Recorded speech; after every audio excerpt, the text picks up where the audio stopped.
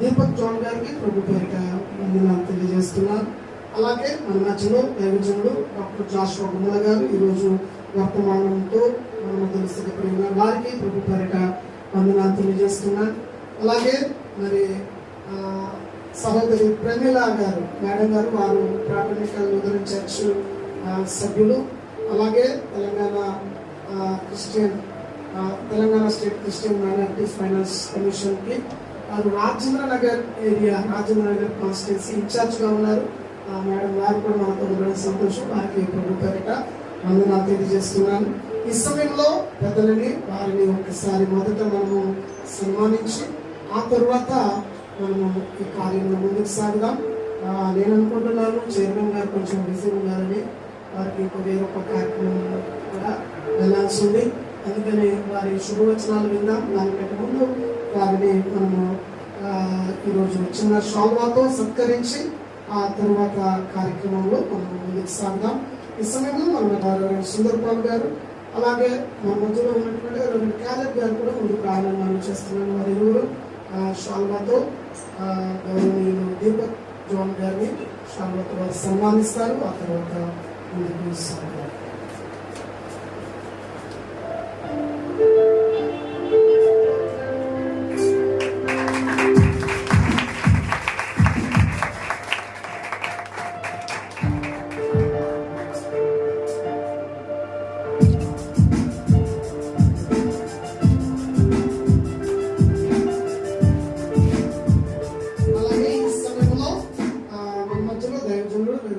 జాషువా గుమ్మల గారు, వారిని మన మధ్యలో దేవుని సేవకులు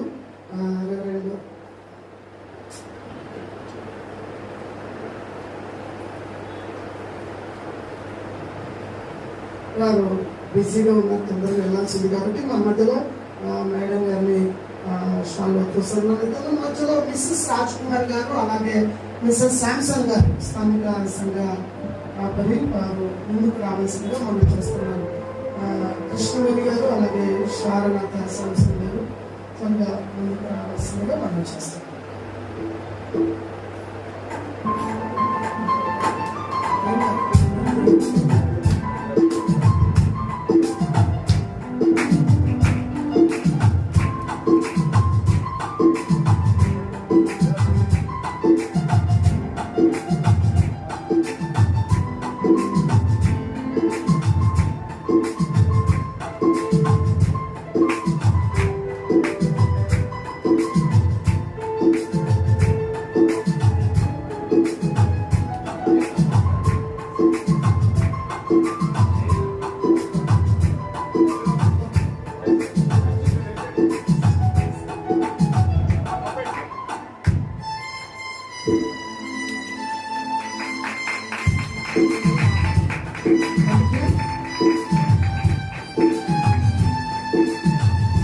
ఈ సమయంలో మేడం ప్రమీల గారు ముందుకొచ్చి వారి గ్రీటింగ్స్ తెలియజేస్తారు. క్లుప్తంగా వారి గ్రీటింగ్స్ విందాం. తదుపరి చైర్మన్ గారు మీతో మాట్లాడతారు.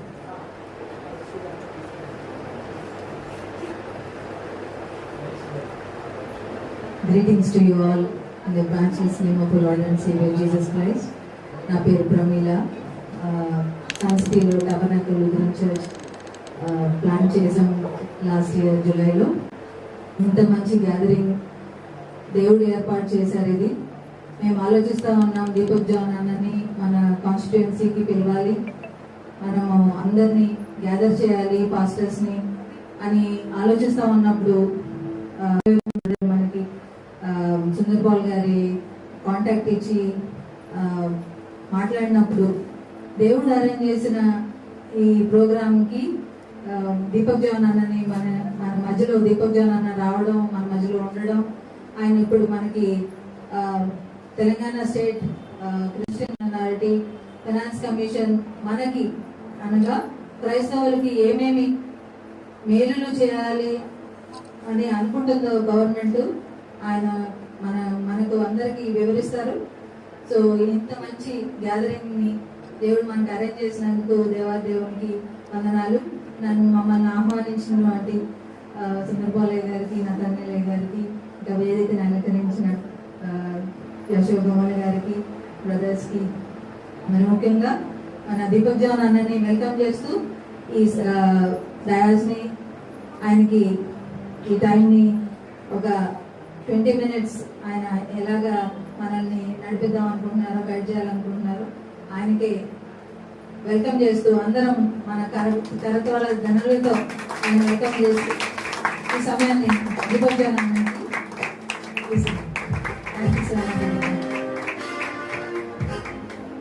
Praise the lord.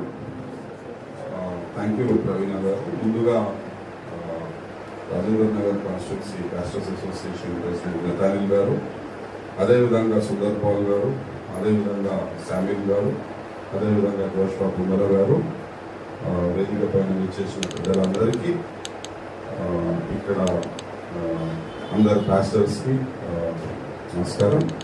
నా పేరు దీపక్ జాన్. నేను కొత్తగా నియమించబడ్డ chairman Telangana state Christian minority finance corporation. చాలా సంతోషం, ఇంత పెద్ద ఎత్తున ఇక్కడ పాస్టర్స్ అందరూ కలిసి వచ్చారు. రాజేంద్ర నగర్ అసెంబ్లీ కాన్స్టిట్యున్సీకి సంబంధించిన వారు.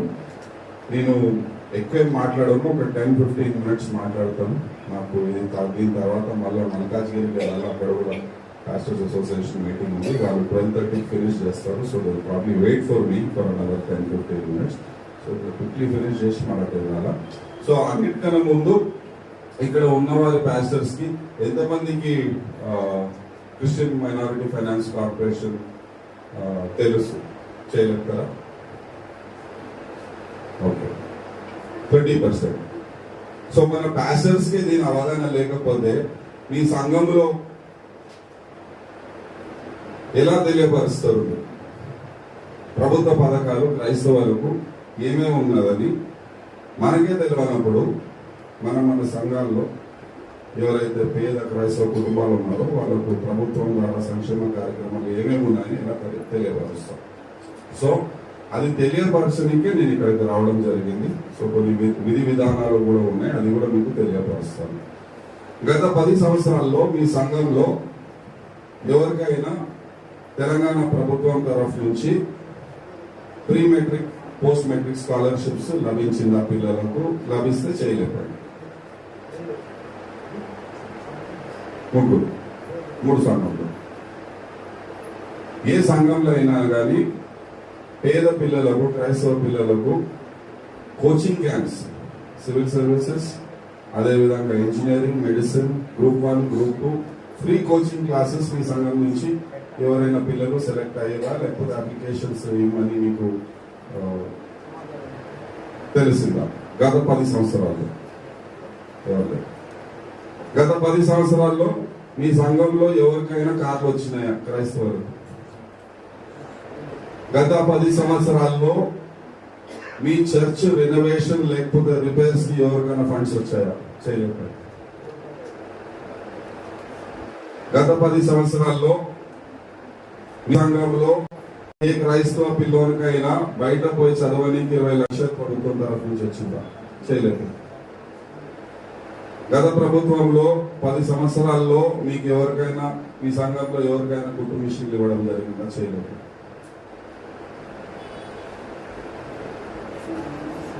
సో గత 10 సంవత్సరాల్లో గత ప్రభుత్వం ఒక వైఖరి ఇది. ఇక దీనిగా ఎక్కువ నేనేం చెప్పదలుచుకోలేదు. ఇప్పుడున్న ప్రభుత్వం, కాంగ్రెస్ ప్రభుత్వము, రేవంత్ రెడ్డి గారి నాయకత్వంలో చాలా క్లారిటీగా ఉంది మైనారిటీస్ పట్ల. అది క్రిస్టియన్స్ కానివ్వండి, ముస్లిమ్స్ కానివ్వండి, సిఖ్స్, బుద్ధిస్ట్, పార్టీస్, జైన్స్ ఎవరైనా కానివ్వండి, చాలా చిత్తశుద్ధితో ఉంది. దాని కొరకే అన్ని కార్పొరేషన్స్ కన్నా ముందు మైనారిటీస్ కార్పొరేషన్ లో 4 చైర్మన్లను అపాయింట్ చేయడం జరిగింది ఆల్మోస్ట్ 1 month బ్యాక్. చాలా ఫోకస్డ్ ఉంది. ప్రభుత్వ పరంగా మేము చాలా సంక్షేమ కార్యక్రమాలు చేయబడ్డాలని అనుకుంటున్నాము. అది మా మేనిఫెస్టోలో కూడా విడుదల చేయడం జరుగుతుంది ఇంకా కొన్ని రోజులలో. కానీ ముఖ్యంగా ఏదైతే ఉందో 10 సంవత్సరాల నుంచి క్రిస్టియన్ భవన్ గురించి మాట్లాడడం జరుగుతుంది. క్రిస్టియన్ భవన్ కట్టిస్తామని చెప్పడం జరుగుతుంది. 11 సంవత్సరాలు అయింది, గవర్నమెంట్ వచ్చింది, గవర్నమెంట్ పోయేది, కానీ క్రిస్టియన్ భవన్ నామనిషాన్ లేదు. నేను ఛార్జ్ తీసుకున్న వారం రోజులలో ఉప్పల్ బగాయత్తులో 2 ఎకరాల భూమి చూసి అది ఫైనలైజ్ చేసి దానికి కాంపౌండ్ వాల్ బోరింగ్ పనులు కూడా స్టార్ట్ చేయమని చెప్పడం జరిగింది. వాళ్ళ పని చేస్తున్నారు. ఎలక్షన్స్ తర్వాత పని మొదలవుతుంది. అదేవిధంగా క్రైస్తవుల భద్రత విషయంలో ఏదైతే దాడులు పాస్టర్ల పైన లేకపోతే చర్చిల పైన జరుగుతుందో దానికి కూడా ఒక ప్రణాళిక మేము సిద్ధం చేయడం జరుగుతుంది. ఎవరైతే లాయర్స్ ఉన్నారో మన క్రైస్తవులలో మంచి లాయర్స్ ఉన్నారో ప్రతి డిస్ట్రిక్ట్ నుంచి మేము 10-15 లాయర్స్ ని ఐడెంటిఫై చేస్తున్నాము. అదే విధంగా ప్రతి డిస్ట్రిక్ట్ నుంచి 10-15 క్రిస్టియన్ ఆఫీసర్స్, పోలీస్ ఆఫీసర్స్ ని ఐడెంటిఫై చేయడం జరుగుతుంది. అదే విధంగా ప్రతి డిస్ట్రిక్ట్ నుంచి 5-6 క్రైస్తవ మీడియా వాళ్ళని కూడా ఐడెంటిఫై చేయడం జరుగుతుంది. దీంతో ఏం చేస్తామంటే ఎప్పుడైనా ఏదైనా దాడి జరిగితే ఆ ఫలానా డిస్ట్రిక్ట్ లో ఇమ్మీడియట్లీ లాయర్స్ వెళ్తారు, వాళ్ళు కేసు ఫైల్ చేస్తారు. ఆ డిస్ట్రిక్ట్ కి సంబంధించిన పోలీస్ ఆఫీసర్స్ పోలీస్ యంత్రాంగంతో మాట్లాడి కఠినమైన కేసులు ఫైల్ అయ్యేటట్టు వాళ్ళు చూసుకుంటారు. అదే విధంగా ఎవరైతే మీడియా వాళ్ళు ఉన్నారో క్రైస్తవ మీడియా వాళ్ళ జిల్లాకు సంబంధించిన వాళ్ళు ఇది ప్రచారం చేస్తారు. ఇది మనం ఒక 5-10 సార్లు గట్టి కేసులు వేయడం జరిగితే వాళ్ళకు కూడా భయం కలుగుతుంది. వాళ్ళకు కూడా ఏమనిపిస్తారంటే అది క్రైస్తవుల కోసం కొట్లాడేటోళ్ళు ఎవరు ఉన్నారు, వాళ్ళు కేసులు ఫైల్ చేస్తున్నారు అని చెప్పేసి దాడిలు కంప్లీట్లీ ఆగకపోవచ్చు, కానీ దాన్ని తగ్గించే ప్రయత్నం అయితే ఖచ్చితంగా ఈ ప్రభుత్వం చేస్తుంది. ఆ ప్రణాళికను సిద్ధం చేస్తుంది. అదే విధంగా గ్రేవ్యార్డ్స్ విషయంలో మీకు చాలా ఇబ్బందులు ఉన్నాయని నాకు తెలుసు. ఎక్కడ పోయినా కానీ గ్రేవ్యార్డ్ విషయంలో చెప్పడం జరుగుతుంది. సో ఈ విషయం అయితే నేను ఇంకా సీఎం గారి దృష్టికి తీసుకురాలేదు. ఈ 1 వీక్ లో వెళ్ళేసి ఎంత ఇష్యూస్ నేను సీఎం గారి దృష్టికి తీసుకెళ్లి దీనికి ఒక కార్యాచరణ అనేది చేస్తాము. సో గ్రేవ్యార్డ్ విషయంలో నేనేమేం అనుకుంటున్నామంటే ప్రతి అసెంబ్లీకి 2-3 ఎకరాలు గ్రేవ్యార్డ్స్ కోసం కేటాయించి ఈ గ్రేవ్యార్డ్స్ ని అన్ని డినామినేషన్ కి సంబంధించిన చర్చలు యూజ్ చేసుకోవచ్చు అని ఒక ప్రణాళిక తీసుకురావడానికి మేము చూస్తున్నాము. ఇప్పుడేమవుతుందంటే కొంతమంది వాళ్ళ నెట్వర్క్ తోని లీడర్స్ తో మాట్లాడి గ్రేవ్యార్డ్స్ తెచ్చుకున్న దాఖలాలు ఉన్నాయి. అందులో వేరే వాళ్ళకి ఎంట్రీ లేదు. ఓకే, వేరే వాళ్ళకి ఎంట్రీ కావాలన్నా డబ్బులు తీసుకోవడం జరుగుతుంది. రైట్. సో మన మధ్యలో ఇట్లాంటి విభేదాలు ఉండొద్దు. ల్యాండ్ అనేది చాలా తక్కువ. మనం ల్యాండ్ ని మనం ప్రొడ్యూస్ చేయలేము, ఎంత ఉందో అంతే. ఇంకా సిటీలో అయితే అసలు ల్యాండ్ దొరకడం చాలా ఇబ్బందికరమైన పరిస్థితి. సో మనం అందరం ఒక తాటిపైకి వచ్చేసి గ్రేవ్యార్డ్ విషయంలో అందరూ కలిసి యూజ్ చేసుకుందామనే ఒక అవగాహన పనికి రావాలా. సో ఇది కూడా మేము మాట్లాడడం జరుగుతుంది. అదేవిధంగా ఎవరికైతే స్కాలర్షిప్స్ పిల్లలు మంచిగా చదివే క్రైస్తవ పిల్లలు ఉన్నారో pre matric post matric scholarships కూడా ఇవ్వడం జరుగుతుంది. 8th, 9th, 10th intermediate, graduation, post graduation, PhD ఇక్కడ వరకు స్కాలర్షిప్స్ ఇవ్వడం జరుగుతుంది. కాకపోతే దీనికి ఒక క్రైటీరియా ఉంటుంది. పలానా % మార్క్స్ వస్తే వాళ్ళు ఎలిజిబుల్ అవుతారు. సో ఆ విషయం కూడా మీకు తెలియపరుస్తాము. అదేవిధంగా పిల్లలకు బయటికి పోయి చదువుకోనికి పేద పిల్లలకు డబ్బులు ఇబ్బంది అవుతుంది. సో ప్రభుత్వం తరఫు నుంచి ఓవర్సీస్ ఎడ్యుకేషన్ కోసం 20 లక్షలు కేటాయించడం జరుగుతుంది. ఒక క్రైటీరియా కూడా ఉంటుంది దానికి. సో ఆ క్రైటీరియా ఎవరైతే ఫిట్ అయితే ఆ మార్క్స్ ప్రకారం షార్ట్ లిస్ట్ చేసి వాళ్ళకి ఇవ్వడం జరుగుతుంది. అదేవిధంగా ఎవరైతే నిరుద్యోగులు ఉన్నారో అది యువత కావచ్చు లేకపోతే కొంత వయసు ఉన్న వాళ్ళు కావచ్చు, వాళ్ళకు స్కిల్ డెవలప్మెంట్ ప్రోగ్రామ్ అనేది ఒకటి చేపట్టడం జరుగుతుంది. ఈ స్కిల్ డెవలప్మెంట్ ప్రోగ్రామ్ ద్వారా మేము ఏం చేయాలనుకుంటున్నామంటే ఒక 3 or 4 months ట్రైనింగ్ క్లాసెస్ పెట్టేసి, ఆ ట్రైనింగ్ క్లాసెస్ దేంట్లో ఉంటుంది, ఎలక్ట్రీషియన్ కోసం ఉంటుంది, ప్లంబర్ కోసం ఉంటుంది, డ్రైవర్ కోసం ఉంటుంది. అదేవిధంగా మహిళలకు పాపడాలు చేసుకుంటారు, లేకపోతే వైన్ చేసుకుంటారు, లేకపోతే పికిల్స్ చేసుకుంటారు, లేకపోతే వాళ్ళు స్టిచ్చింగ్ చేసుకుంటారు. సో ఇట్లాంటిది వొకేషనల్ ట్రైనింగ్ ఏదైతే ఉద్యోగాలు రావచ్చు. ఓకే, జనరేటర్ మెకానిక్ అట్లాంటివి. రైట్, వాళ్ళని ట్రైనింగ్ ఇచ్చేసి మార్కెట్లో చాలా డిమాండ్ ఉంది. ఎలక్ట్రీషియన్, ప్లంబర్, కార్పెంటర్, మేస్త్రి, ఏసీ మెకానిక్, జనరేటర్ మెకానిక్ ఇట్లాంటివి. రైట్. సో వీళ్ళకు ట్రైనింగ్ ఇచ్చేసి తద్వారా మన క్రైస్తవులకు ఉద్యోగాలు వచ్చేటట్టు ఆల్రెడీ మేము మాట్లాడుతున్నాం, పలు సంస్థలతో మాట్లాడుతున్నాం, ఇన్ఫ్రాస్ట్రక్చర్ కంపెనీస్తో మాట్లాడుతున్నాం. వాళ్ళకు ప్లంబర్స్ కావాలా, వాళ్ళకి ఎలక్ట్రీషియన్స్ కావాలా, వాళ్ళకి డ్రైవర్స్ కావాలా, వాళ్ళకి జనరేటర్ మెకానిక్స్ కావాలా, వాళ్ళకి ఏసీ మెకానిక్స్ కావాలా. సో ఇట్లాంటిది అంతా ట్రైనింగ్ చేసేసి మేము వాళ్ళకి అప్పచెప్తే వీళ్ళకి ఉద్యోగాలు వచ్చే ఆస్కారం కూడా ఉంటుంది. సో ఉపాధి కోసం రైట్ వొకేషనల్ కోర్సెస్ కూడా చేయడం జరుగుతుంది. అదేవిధంగా మహిళా సంఘాలకు నేను చెప్పడం జరిగింది, వాళ్ళు చిన్న చిన్న బిజినెస్ కాటేజ్ ఇండస్ట్రీస్ నడిపిస్తారు. అది కుట్టడం కావచ్చు, లేకపోతే వైన్ కావచ్చు, లేకపోతే పికిల్స్ కావచ్చు, లేకపోతే పాపడాలు కావచ్చు. సో ఇట్లాంటి బిజినెస్ చేసుకునే వాళ్ళకు ఒక లోన్, వాళ్ళ బిజినెస్ ని మెరుగుపరిచేదానికి లేకపోతే కొద్దిగా ఇంప్రూవ్ చేయడానికి ఒక 25,000 లేకపోతే 50,000 లోన్ ఇచ్చేసి వాళ్ళకు కూడా సహాయం అందించే ఒక ప్రణాళిక మేము సిద్ధం చేస్తున్నాం. అదే విధంగా పాస్టర్స్ కి లైఫ్ ఇన్సూరెన్స్, హెల్త్ ఇన్సూరెన్స్ అందించేటట్టు కూడా మేము ప్రణాళికలు సిద్ధం చేస్తున్నాము. అదే విధంగా పాస్టర్స్ వేతనం విషయంలో పాస్టర్స్ కి వేతనం వస్తే బాగుంటుందని పాస్టర్స్ ఒక ఆలోచన ఉంది. అదే విధంగా గవర్నమెంట్ కూడా ఆలోచిస్తుంది ఈ విషయంలో. కాకపోతే దీనికి ఒక ప్రణాళిక, ఎవరైతే పాస్టర్స్ కి వైట్ కార్డ్ ఉందో ఇన్కమ్ లెవెల్స్ అవంతా చూసుకొని పాస్టర్స్ కూడా గత ఎలక్షన్స్ లో రేవంత్ రెడ్డి గారు కూడా చెప్పడం జరిగింది, పాస్టర్స్ కి వేతనం విషయంలో కూడా మేము సహకరిస్తాము. సో ఖచ్చితంగా పాస్టర్స్ కి వేతనం విషయంలో కూడా మేము చేయడం జరుగుతుంది. కాకపోతే దానికి ఒక ప్రణాళిక మేము సిద్ధం చేస్తున్నాము. అదే విధంగా చర్చ్ పర్మిషన్స్ చాలా చోట్ల చర్చ్ పర్మిషన్స్ విషయంలో చాలా ఇబ్బందులు అవుతున్నాయని మాకు తెలుస్తుంది, చాలా ఫీడ్బ్యాక్ కూడా వస్తుంది. కాకపోతే చర్చ్ పర్మిషన్స్ రావాలంటే మనం కూడా కొద్దిగా టెక్నికలీ కరెక్ట్ ఉండాలి. మనం ఏదో గవర్నమెంట్ భూమిలో పోయి మనకు చర్చ్ పర్మిషన్స్ కావాలంటే ఎవరు ఇస్తారు, ఎవరు ఓకే, మన సొంత ల్యాండ్, అది రిజిస్టర్డ్ ల్యాండ్, అది మన అసోసియేషన్ పేరు పైన రిజిస్టర్ చేసి మనం పోయి వాళ్ళకి అడిగితే వాళ్ళు ఖచ్చితంగా ఇస్తారు చర్చ్ పర్మిషన్స్.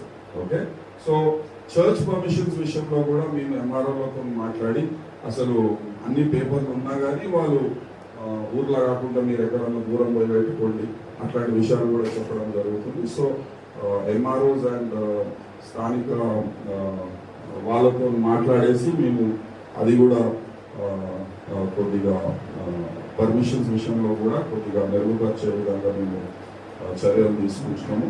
అదేవిధంగా సర్టిఫికేట్స్ బీసీసీ సర్టిఫికేట్స్ విషయంలో కూడా ఇబ్బందులు ఉన్నాయని మాకు తెలుసు. సో అది కూడా మేము అధికారులతో మాట్లాడి ఇబ్బందులు లేకుండా చేసేటట్టు మేము ప్రయత్నిస్తున్నాము. అదేవిధంగా షాదీ ముబారక్ ఎంతమందికి తెలుసు, క్రైస్తవులు కూడా ఎలిజిబుల్ షాదీ ముబారక్ చేయలేకపోతే క్రైస్తవులు కూడా దొరుకుతుంది షాదీ ముబారక్.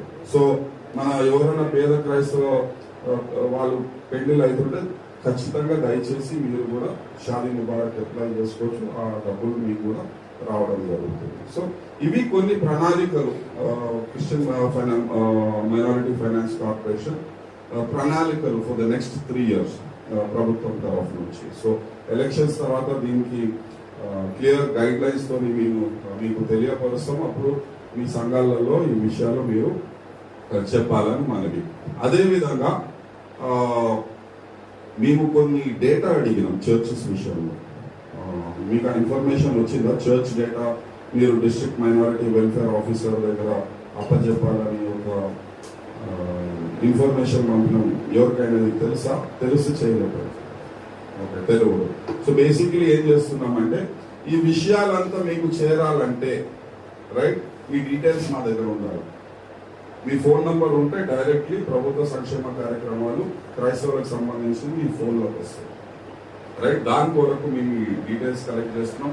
మేము కలెక్ట్ చేసే డీటెయిల్స్ చర్చ్ పేరు, పాస్టర్ మొబైల్ నంబరు, చర్చ్ చిరునామా, చర్చ్ రిజిస్టర్డ్ అయ్యిందా లేదా, ఈ చర్చ్లో ఎంత సంఖ్యలో భక్తులు వస్తారు, ఓన్లీ జస్ట్ సంఖ్య. ఈ 5 డీటెయిల్స్ మాత్రమే. ఏ ఆధార్ కార్డు ఇచ్చే అవసరం లేదు, ఏ రిజిస్ట్రేషన్ డాక్యుమెంట్ ఇచ్చే అవసరం లేదు, చర్చికి వచ్చే భక్తుల వివరాలు కూడా ఇచ్చే అవసరం లేదు. జస్ట్ చర్చ్ డీటెయిల్స్, చర్చ్ పేరు, పాస్టర్ మొబైల్ నంబర్, చిరునామా చర్చ్ది, ఎంతమంది భక్తులు వస్తున్నారు అక్కడ ప్రే చేయడానికి, చర్చ్ రిజిస్టర్డా కాదా, అంతే. ఈ ఫైట్.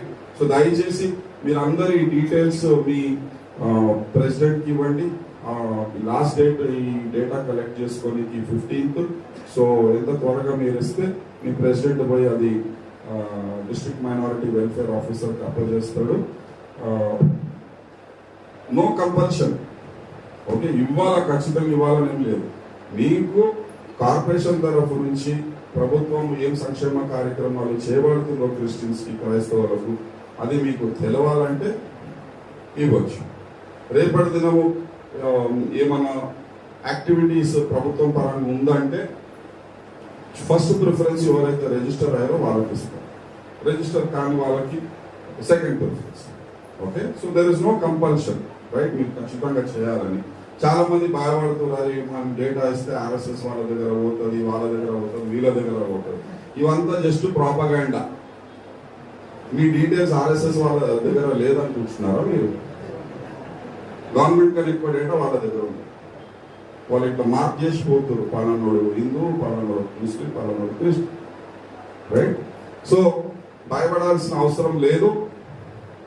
ఈ ప్రభుత్వము, రేవంత్ రెడ్డి గారు, కార్పొరేషన్ మీ వెనుక ఉంది. ఇబ్బంది ఏం లేదు, దేనికి భయపడాల్సిన అవసరం లేదు. మనం కూడా హిందువులు లెక్క, ముస్లిమ్స్ లెక్క మనం కూడా వాళ్ళతో ఈక్వలే. మనం అందరం ఈక్వల్, ఏ భేదాలు లేదు, ఎలా ఈక్వల్. మనని చిన్న చూపు చూడడానికి లేదు.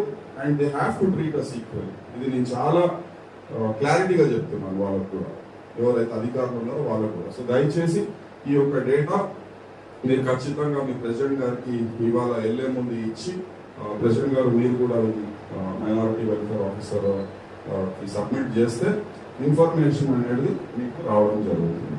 Okay, last but not the least, కొద్దిగా పొలిటికల్ ఉంది, కానీ నేను ఏ పార్టీ పేరు తీయను. దేశంలో ఏం జరుగుతుంది, అల్పసంఖ్యాకుల పైన, దళితుల పైన మనం చూస్తున్నాం. ఏదైతే రాజ్యాంగాన్ని మార్చేస్తాము, ప్రజాస్వామ్యం ఉండకుండా చేస్తాము, రైట్? ఒక హిందూ రాష్ట్రం అనే ఒక వైఖరి ఈ దేశం అందరిది. ఓకే, వాళ్ళకు 40% మంది ఓటు చేసారు, కానీ 60% మంది వాళ్ళకు ఓటు చేయలేదు కదా.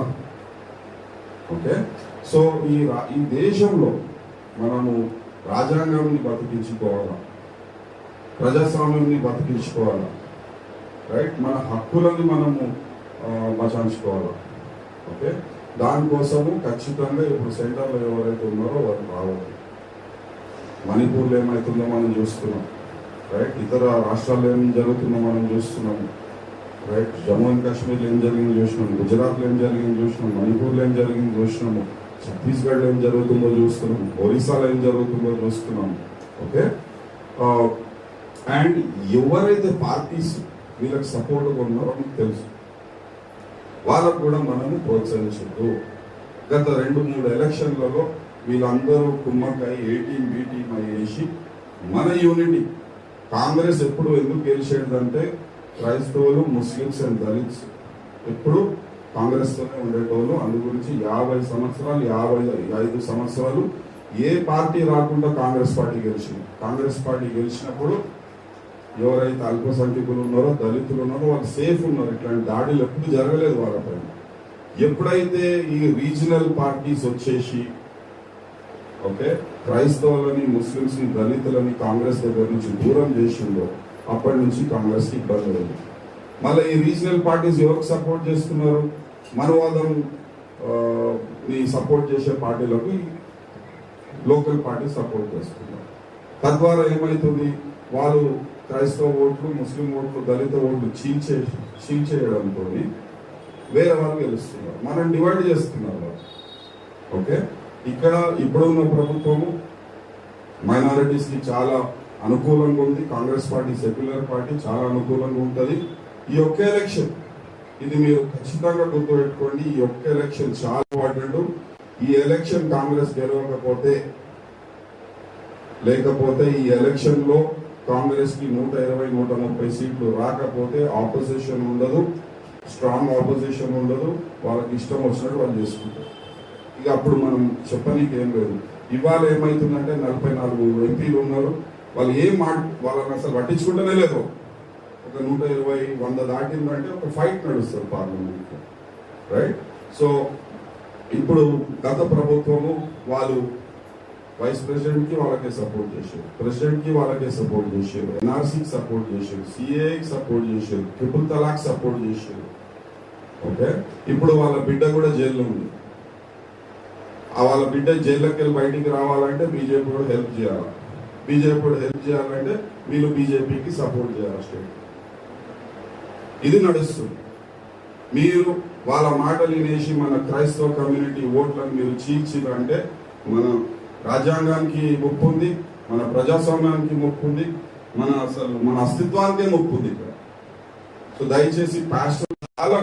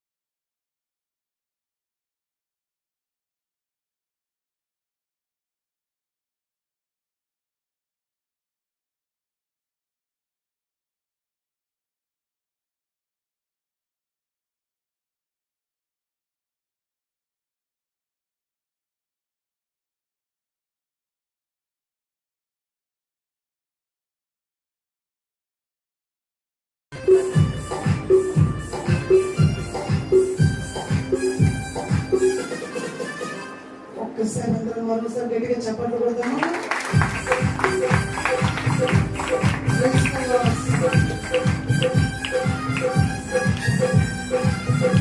నేను నా కార్డ్స్ ఇక్కడ ఇచ్చి పెడుతున్నాను, నా ఫోన్ నంబర్స్ ఉన్నాయి ఇందులో. సో మీరు కలెక్ట్ చేసుకొని మీ మధ్య మీరు షేర్ చేసుకోవచ్చు. Thank you so much.